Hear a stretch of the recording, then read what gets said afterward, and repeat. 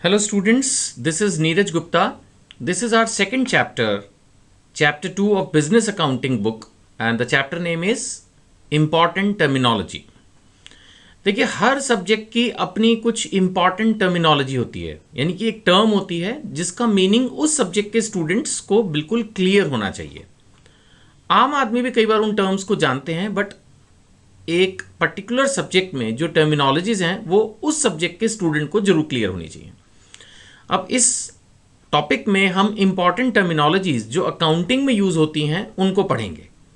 कुछ चीज़ें हैं जो इंपॉर्टेंट है। अब जैसे कैपिटल है, एक कॉमन आदमी कैपिटल के बारे में क्या समझता है वो अलग बात है, बट एक अकाउंट्स का स्टूडेंट जिसको अल्टीमेटली कंप्यूटराइज अकाउंटिंग टैली सीखनी है, वो क्या समझता है कैपिटल के बारे में, वो इंपॉर्टेंट है। ऐसे ही सन्ड्री क्रेडिटर्स, सन्ड्री डेटर्स। हो सकता है कि जो एक स्टूडेंट जिसने कभी अकाउंट्स ना पढ़ी हो, ना पढ़ना चाहता हो, उनको इन टर्मिनोलॉजीज के बारे में ज़्यादा क्लैरिटी ना हो, बट जैसा मैंने कहा, एक अकाउंट्स के स्टूडेंट को इन सब्जेक्ट्स पर क्लैरिटी जरूरी है। Right, so let's start chapter 2 important terminology. सबसे पहले मैं लेके चल रहा हूं आपका बिजनेस ट्रांजैक्शंस।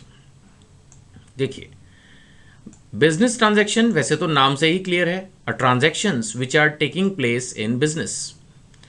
इससे कहीं ना कहीं ये भी इंडिकेट हो रहा है कि जब हम अकाउंटिंग में रिकॉर्डिंग करते हैं तो हम रिकॉर्डिंग किसकी करते हैं? हम रिकॉर्डिंग करते हैं बिजनेस ट्रांजैक्शंस की।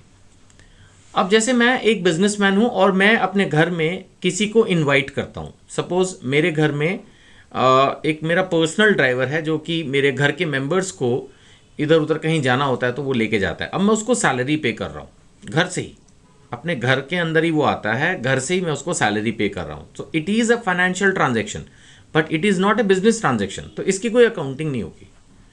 अब घर के अंदर सपोज हम गए और 300 रुपीज़ के फ्रूट्स खरीद लाए, इसकी कोई एंट्री नहीं होगी, क्योंकि वो घर के पैसे से मैंने निकाल लिया अपने, मतलब एक तरह से सपोज घर में वाइफ गई, बच्चे गए, पेरेंट्स गए, कोई गए।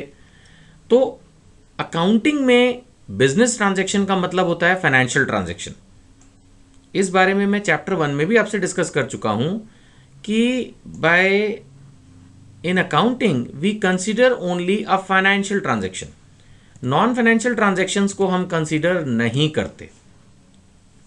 तो पहली बात ये समझ में आई कि हम अकाउंटिंग में सिर्फ बिजनेस से रिलेटेड ट्रांजैक्शंस लेते हैं, और बिजनेस से रिलेटेड ट्रांजैक्शंस भी वो जो फाइनेंशियल नेचर की हैं।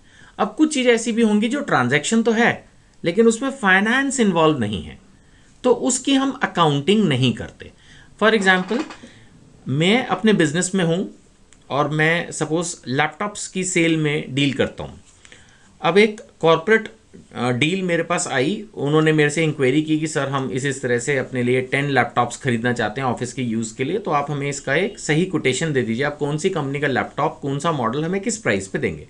मैंने वो कोटेशन बनाकर उनको ईमेल कर दी ना।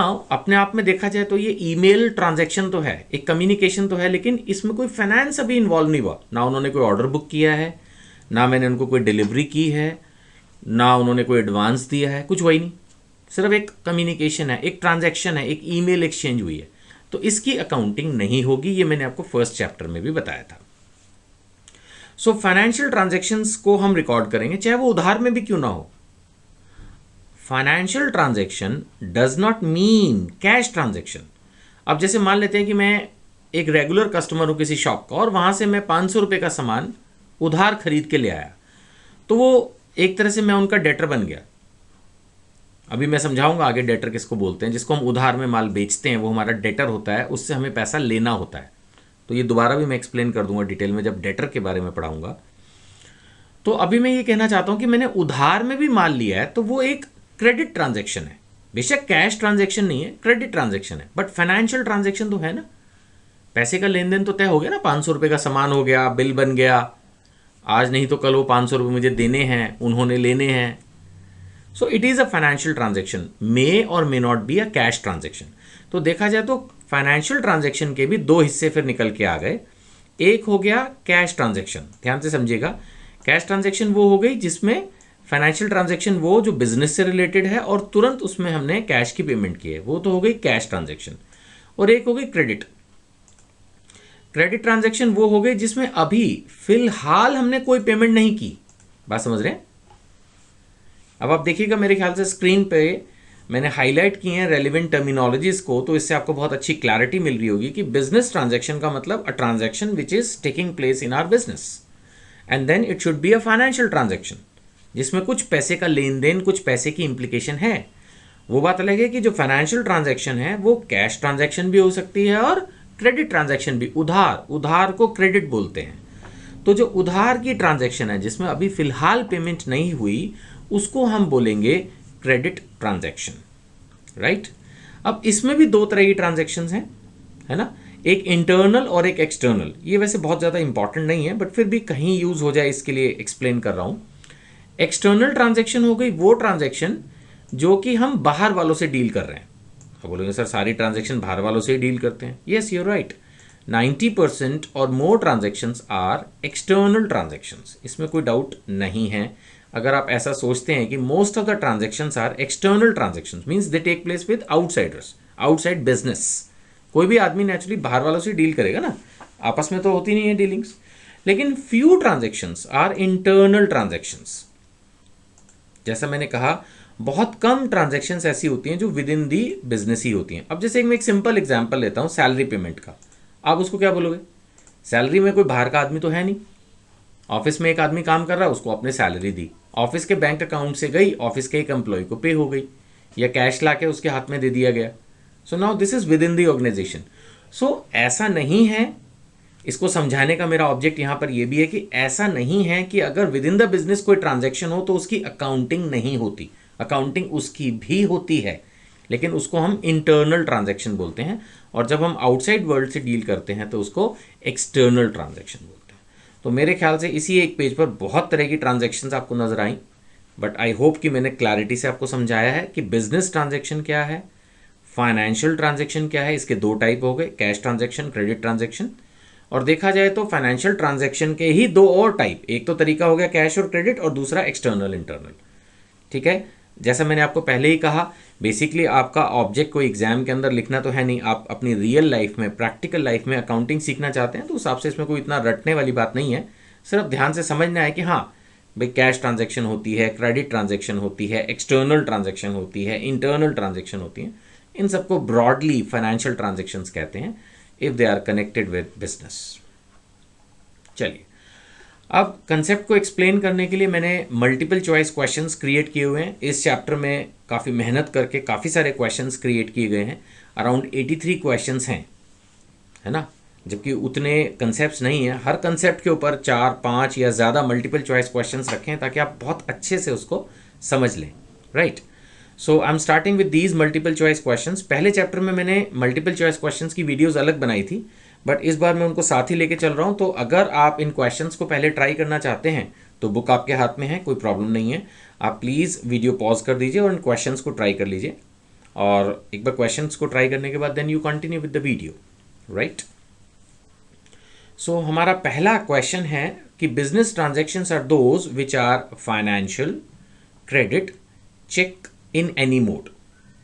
तो देखिए, बिजनेस ट्रांजैक्शंस तो बेसिकली फाइनेंशियल ट्रांजैक्शंस को ही हम बोलेंगे। जो नॉन फाइनेंशियल है उनको हम एग्जैक्टली बिजनेस ट्रांजैक्शंस भी नहीं बोलेंगे। सो दैट वे यही हमारा इसका आंसर हो गया, है ना। मैं इसको हाईलाइट कर देता हूँ हमारे आंसर को, कि जो बिजनेस ट्रांजैक्शंस हैं उसके अंदर हमारा जो आंसर है वो है फाइनेंशियल ट्रांजैक्शंस, राइट। चलिए आगे बढ़ रहे हैं अब हम। नेक्स्ट इसके अंदर हमारा आ रहा है आपका cash transactions. Question number 2, cash transactions are those which are immediately paid, immediately received, right, and third is promised to pay later, and the fourth option is A and B. देखिए, जो बाद में पे करना है, C point, promised to pay later, ये तो फिर क्रेडिट हो गया। कैश ट्रांजैक्शन में क्या हुआ, इमीडिएटली पेड, ये सही है जवाब। इमीडिएटली रिसीव्ड, ये भी सही है, ट्रांजैक्शन में पैसा लेना या देना दोनों हो सकते हैं। तो उस हिसाब से जो ऑप्शन ए एंड बी वाली दी गई है ये करेक्ट हो गई, राइट। तो क्वेश्चन नंबर 2 का हमारा आंसर हो गया ए एंड बी, कि भी कैश ट्रांजैक्शन में इमीडिएटली पेड भी हो सकता है, इमीडिएटली रिसीव्ड भी हो सकता है। Is it right? चलिए अब हम थर्ड क्वेश्चन ले रहे हैं। अकाउंटिंग इन्वॉल्व्स, ध्यान से देखिएगा, थर्ड क्वेश्चन थोड़ा खुद को साइड कर देता हूं। थर्ड हमारा क्वेश्चन है, accounting involves cash transaction, cheque transaction, credit transaction and then all of the above, right. Accounting में क्या हमारी कैश ट्रांजैक्शंस आती हैं, चेक ट्रांजैक्शंस आती हैं, राइट, क्रेडिट ट्रांजैक्शंस आती हैं, या सारी ऑल ऑफ दी अबव। तो ऑब्वियसली अकाउंटिंग तो सभी को लेगा, चाहे पेमेंट कैश हो चाहे चेक हो, ये दोनों तो एक तरह से कैश में ही काउंट हो गई, और क्रेडिट ट्रांजैक्शंस भी आती हैं। सो करेक्ट आंसर हो गया हमारा option number D, all of the above. So third is my D, question number third का D is my correct answer. Now fourth हमारा आ जाता है क्रेडिट ट्रांजैक्शन। अरे बात सुन में, फोर्थ क्वेश्चन है हमारा क्रेडिट ट्रांजैक्शन के बारे में। क्रेडिट ट्रांजैक्शन के बारे में कहता है it involves payment at the time of purchase. Credit transaction में कह रहा है payment at the time of purchase. दूसरा कह रहा है प्रॉमिस्ड टू पे लेटर। फोर्थ क्वेश्चन में कह रहा है प्रॉमिस्ड टू पे लेटर, बाद में पैसा दूंगा, यही तो क्रेडिट ट्रांजैक्शन है। और तीसरा पेइंग थ्रू चेक, चेक देना भी कैश में ही काउंट होता है ना। तो देखा जाए तो जब हम क्रेडिट ट्रांजैक्शन की बात कर रहे हैं तो प्रॉमिस्ड टू पे लेटर है ना, ये बी, क्वेश्चन नंबर 4 का बी हमारा सही जवाब है, प्रॉमिस्ड टू पे लेटर। चलिए आगे बढ़ेंगे। इंटरनल ट्रांजैक्शंस, देखिए जहां तक सवाल है इंटरनल ट्रांजैक्शंस का, internal transactions are within the company, तो मेरे ख्याल से इसमें कोई बहुत ज़्यादा डिस्कशन का पॉइंट नहीं है। जो transactions within the company हैं दे आर इंटरनल ट्रांजैक्शंस। और क्वेश्चन नंबर 6 सिंपल ही हो गया। एक्सटर्नल ट्रांजैक्शंस जो हैं they are done with the second party. Second party means those who are outside the business. So question number 6 का answer हो गया A, the external transactions are done with second party, right. Now question number 7 में, ये ठीक कर लेता हूँ। Question number 7, example of internal transaction. देखिए इंटरनल ट्रांजैक्शन कौन सी होती है, जो विद इन द कंपनी होती है। अब देखते हैं पहला point, depreciation charged on machinery. Obviously ये जो डेप्रिसिएशन और प्रोविजन टाइप एंट्रीज होती हैं, कि जैसे हमने अपनी कंपनी में कोई डेप्रिसिएशन क्रिएट कर लिया अपनी किसी मशीन पर, अपने फर्नीचर पर, बिल्डिंग पर, तो वो तो इंटरनल ट्रांजैक्शन है, उसमें बाहर वाले से तो कोई मतलब नहीं है, क्योंकि बाहर वाले से ट्रांजैक्शन वो तब थी जब मैंने मशीन खरीदी। अब मशीन मेरे पास है, मैं उसको बिजनेस के लिए यूज़ कर रहा हूँ और उसके ऊपर मैं डेप्रिसिएशन चार्ज कर रहा हूँ, so definitely it is an internal transaction. Then we have purchase of goods from mister Ram. अब हम ये मान के चलते हैं कि जब लिखा है फ्रॉम मिस्टर राम तो कोई राम आउटसाइडर पार्टी है ना, तो इसमें हम इसको इंटरनल ट्रांजैक्शन नहीं मान सकते। Then sale of goods to mister Shyam, ये भी कोई आउटसाइडर ही लग रहे हैं, तो ये भी इंटरनल ट्रांजैक्शन का एग्जाम्पल नहीं है। तो अभी तक हमारे पास ए है आंसर, कि डेप्रिसिएशन चार्ज ऑन मशीनरी। खैर आगे देखते हैं D point, provision for bad debts. हाँ, बैड डेट्स, देखिए पहले आप समझिएगा कि बैड डेट्स क्या होता है। जब हम किसी को उधार माल बेचते हैं, ठीक है, मैं इसको टाइप करके आपको समझाता हूं ताकि आप कंफ्यूज ना हो, और मैं इसका अपना फॉन्ट साइज भी बड़ा करता हूं ताकि आप इजीली इसको देख पाएं। When we sell goods on credit, then यानी मैंने जब उधार माल बेचा है या सर्विसेज दी हैं, बट आमतौर पे गुड्स के लिए यूज करते हैं। So when we sell goods on credit then buyer is known as debtor. ठीक है, आई होप क्लियर है। When we sell goods on credit then buyer is known as debtor. ये वो बंदा होता है फिर जिससे हमने पैसा लेना है, जब हमने माल उधार बेचा है। तो इसका मतलब डेटर का एक और मीनिंग हो गया, means we can recover money from him, हम उससे पैसा कल को ले पाएंगे, वो हमारा डेटर है। अब कई बार जेन्युइनली, कई बार जानबूझ के, जिससे हमें पैसा लेना था वो पैसा देता नहीं। अब जब पैसा देगा नहीं तो नेचुरली आप उसको बुरा आदमी कहोगे, बैड डेटर। नहीं, जिसने आपका पैसा वापस नहीं किया वो आपका बुरा डेटर है, आपका लॉस हुआ बिजनेस का, he is a bad debtor. Bad debtor की एंट्री करते वक्त हम बैड डेटर ना लिख के उसको बैड डेट लिखते हैं, यानी वो उधार जो डूब गई, करेक्ट। तो जैसे loss by fire, loss through theft, उसी तरह से बैड डेट, ये एक बिजनेस का लॉस माना जाता है जो कि गवर्नमेंट भी एक्सेप्ट करती है, government departments, income tax department, सभी डिपार्टमेंट एक्सेप्ट करते हैं कि अगर आपने माल बेचा, कई बार पैसा नहीं मिलता तो वो पैसा डूब जाता है, तो उसको हम बोलते हैं बैड डेट। अब अगर हम बात कर रहे हैं बैड डेट की, बात समझ में आ रही है, तो बैड डेट हमारा एक लॉस है। खैर, तो इसको तो हम अकाउंटिंग रूल्स के अंदर इजीली ले लेते हैं। अब इस क्वेश्चन में बैड डेट की बात नहीं हो रही है, इस क्वेश्चन में प्रोविजन फॉर बैड डेट की बात हो रही है। ठीक है, मैं जानबूझ के इसको डिटेल में समझा रहा हूं ताकि आपको अच्छे से क्लियर हो जाए क्या है ये फंडा। अब सपोज मैंने 10 लोगों को उधार माल बेचा, तो शायद मैं बहुत एक्यूरेटली उनको ध्यान से माल बेचूंगा और बैड डेट होने की संभावना कम होगी। अगर मैं 10 लोगों को माल बेच रहा हूं तो मैं उन 10 के 10 को शायद जानता हूंगा और मैं बहुत ध्यान से सेल करूंगा और इस बात को एंश्योर करूंगा कि भाई मेरा जो पैसा है वो ना डूबे और मोर और लेस मैं अपना सारा पैसा रिकवर कर लूंगा। लेकिन अगर मेरे 100 कस्टमर हों, 1000 कस्टमर हो, 10,000 कस्टमर हो, फिर तो बड़ा मुश्किल हो जाएगा। Then I have to appoint employees, agents जो मेरे बिहाफ पर काम करेंगे, और ऐसे में तो बहुत ही मुश्किल काम है इस बात को जज करना कि जिन लोगों को बेच रहे हैं वो सारे का सारा पैसा दे देंगे। तो कंपनीज क्या करती है, कंपनी प्रोविजन बनाती है। अब आप समझ पाएंगे शायद इसको, प्रोविजन फॉर बैड डेट्स, यानी अंदाजा लगाती है कि सपोज हमने 1 करोड़ की सेल की तो उसमें से प्रिज्यूम कर लो 5%, ज़्यादा नहीं। ऐसा कोई रेट नहीं है कि गवर्नमेंट सजेस्ट करती है, ये बिजनेस टू बिजनेस डिफर करेगा, बट मैं एक एग्जांपल ले रहा हूँ प्रोविजन फॉर बैड डेट्स। कि भाई मान के चलो कि भाई 1 लाख रुपए की हमने सेल की, तो उसमें से 5,000 का से फॉर एग्जांपल पैसा वापस नहीं आएगा, या वही चीज़ 1 करोड़ में 5 लाख हो गई, तो वो हम एक प्रोविजन बना देते हैं कि भाई शायद इतना पैसा डूब सकता है ना। अब ये प्रोविजन क्यों बनाना है, कैसे बनाना है, इसके बारे में और डिस्कशन अभी हम 3rd चैप्टर में भी पढ़ेंगे, जब हम कंजर्वेटिज्म के बारे में पढ़ेंगे। एक ये अकाउंटिंग कंसेप्ट होता है, तब हम इसके बारे में और डिटेल में पढ़ेंगे। खैर फिलहाल आपको मैं सिर्फ जो समझाना चाह रहा हूँ वो ये कि ये प्रोविजन फॉर बैड डेट क्या होता है। तो मैंने आपको पूरा सिस्टम से बताया, पहले डेटर बताया, डेट क्या है, वो आदमी, वो व्यक्ति, डेटर जिससे पैसा लेना है। बैड डेटर जिसने पैसा नहीं दिया, डूब गया, उसको हम बैड डेट बोलते हैं, एक तरह से कि ये डूब गया। और उसके लिए पहले से हम प्रोविजन बना के रखते हैं कि भाई 100 में से 2 कस्टमर, 100 में से 5 कस्टमर शायद पैसा ना दें। ये हम एक्सपीरियंस से भी सीखते हैं, है ना। और कई बार हमारे बिजनेस में जिस ट्रेड में हम एंटर करते हैं, जो लोग ऑलरेडी इस लाइन में, उनसे हम पूछ भी लेते हैं कि भैया मैं भी अब फैक्ट्री खोल रहा हूँ, मान लेते हैं केमिकल्स की फैक्ट्री मैंने खोली है या पेपर का काम कर रहा हूँ, तो जो और दोस्त हैं उनसे पूछ सकते हैं जो इसी लाइन में है। वो कहेगा भैया 10% तो पैसा डूबता है, मान के चल। तो मैं उस एक्सपीरियंस के बेस पे भी 10% का एक प्रोविजन फॉर बैड डेट्स बना सकता हूँ। खैर, तो अभी मैं समझा पाया आपको कि प्रोविजन फॉर बैड डेट्स क्या है। पॉइंट क्या था, पॉइंट ये है कि हमें एग्जाम्पल देखना था इंटरनल ट्रांजेक्शन का।